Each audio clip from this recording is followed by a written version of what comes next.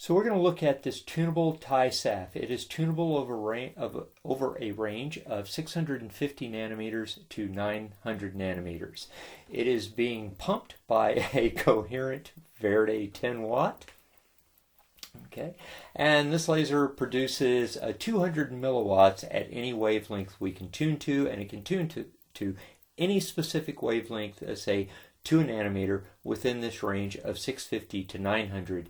What we want to know is what OD do we need in our eyewear across this range of 650 to 900. So there's the simplest method of doing this is first take a look at the visible range from 650 to 700. We're going to use the ANSI default exposure duration of 1/4 of a second. Okay. We're going to put 200 milliwatts in it, and it doesn't matter whether we choose 650 or 699, the MPE doesn't change. So whatever wavelength in there you want to look at, put that wavelength in, and we can see that our OD at observer range is 2.31. Okay, and it's a small beam. Our observer is at 1 meter, and it wouldn't matter if we put our observer quite a ways out, because it's a small beam and a fairly small divergence, 2 millimeter beam with an m² of 1.1.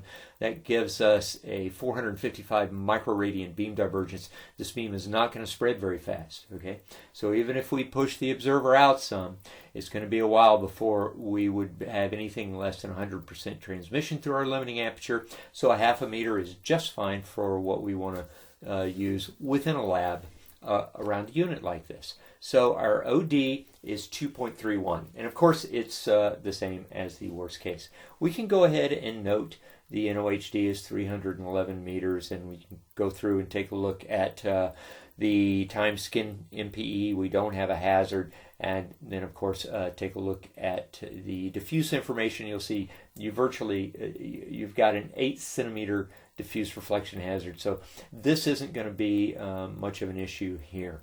We're really concerned about what OD value do we need across this range. So we know that from 650 to up to 700, not including, we need at least a 2.3 OD. Now what we're going to do is we're going to switch into the near infrared, and really what happens, the difference between 699 nanometers and 700, well, here, let's just put this in. We already know 699 is going to stay at the 2.55 milliwatts per square centimeter. So we would expect 700 to be about the same. So we put 700 in here, and we see that there is a difference. The MPE is more restrictive. That's because of the time duration, right? We stepped into the near infrared. We're using the ANSI default, 10 seconds. And so, because we can look at this at 1/4 of a second, and you'll see that it's 2.55 milliwatts per square centimeter.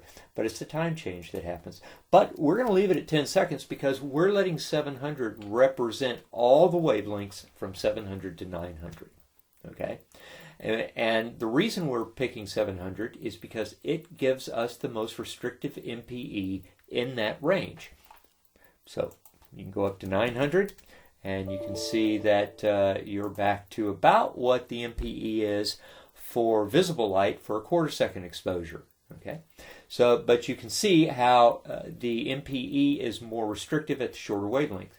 So what we're going to do is go back here and go to the shorter wavelength. Okay, now over here this changed some because we were when I went to 900 for that wavelength, this beam diameter and beam divergence don't work. It says you have an m² of less than 1. So the software caught us at it. Okay, so what I'm going to do is go back and put 2, and I'm going to leave my m² at 1.1. Okay, so I have my information in for the near infrared, and I can see I have an OD at 2.71, and the NOHD got a little more. That's because the MPE is a little more restrictive, and you can take a look at the diffuse reflection hazard information over here for this particular wavelength. But what we're really interested in is the intrabeam OD value, and it is 2.71, whereas before, for the visible, we had 2.31. So what we would specify in our eyewear is from the wavelength range, in the wavelength range of 650 to 700, we want at least an OD of 2.3, and then from 700 to 900, we want an OD of at least 2.7, and that'll get us the eyewear. Now, what would be more interesting to figure out is what if we could run this laser where we're running two wavelengths simultaneously. One of them in the visible, and let's pick another wavelength. Let's say 850 nanometers. We'll say we're running 650 nanometers and 850 nanometers, and we'll say that together they're running 200 milliwatts, but they're running 100 milliwatts in each wavelength. Okay, so we'll make it easy.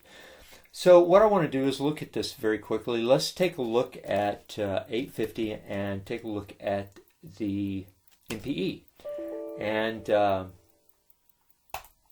okay, wait a minute. Let's see. What exposure duration would we use here? Well, we'd use 1/4 of a second, because with the 650 running with the 850, our aversion response would work. So let's cut the ANSI default exposure duration off and change this to 1/4 of a meter, 1/4 of a second. And you'll see that if we re-input the wavelength, we're not going to get a change here. Okay, so that'll keep by selecting, moving from the ANSI default to exposure duration, this switch right here, that keeps us at 1/4 of a second. And we can come down and see that the MPE for 850 is about twice what it is for visible light. Let's go take a look at the visible again. That's 2.55 milliwatts per square centimeter. So the 850 is in fact running, we'll just call it twice. So what we're going to do in order to look at what OD value we need across this range, and when we say across the range, we mean the OD value at 650 and the OD value at 850. Those two wavelengths only. Okay, is really the only two wavelengths we need the OD in. So even though we call it a range, it's not from 650 to 800. It's just the wavelengths that we're interested in, and we're saying that only 650 and 850 are present here. So what we're going to do is a thing that's referred to in the ANSI standard only sort of by its name, and that's called spectral effectiveness. And we're going to weight one of the wavelengths by adjusting based on the two wavelengths MPEs. So we're going to normalize to one wavelength and adjust the other wavelength. Okay. So what I'm going to suggest is that we stick with the 650, and we know that we have 100 milliwatts in the 650.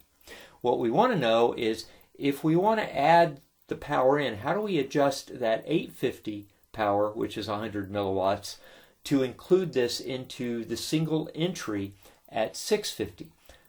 That's where the MPE weighting comes in. Take the MPE for the 850, okay, and divide that into the MP for the visible light. So you have the MPE for the visible light, 2.55 milliwatts per square centimeter, divided by the MPE of 850, which is 5.08. It's about twice. So 2.55 divided by 5.08, we'll call that 0.5 or a half, and now adjust this power by that ratio in the 850. So instead of 100 milliwatts, we would assume that we would calculate it out to be 50 milliwatts in the visible, and we add that in to the 650. So we'll put 650 back here, and we adjust this power to 150 milliwatts. That's 100 milliwatts in the 650, and then we've adjusted the 850 to include it into the 650 entry, so we can look at both wavelengths and decide what OD value we need at the two wavelengths. So we put 150 in, and we can see that we need an OD value, we'll round that to 2.2. We need an OD value at 650 and an OD value at 850 of 2.2. Okay? And that's called spectral effectiveness.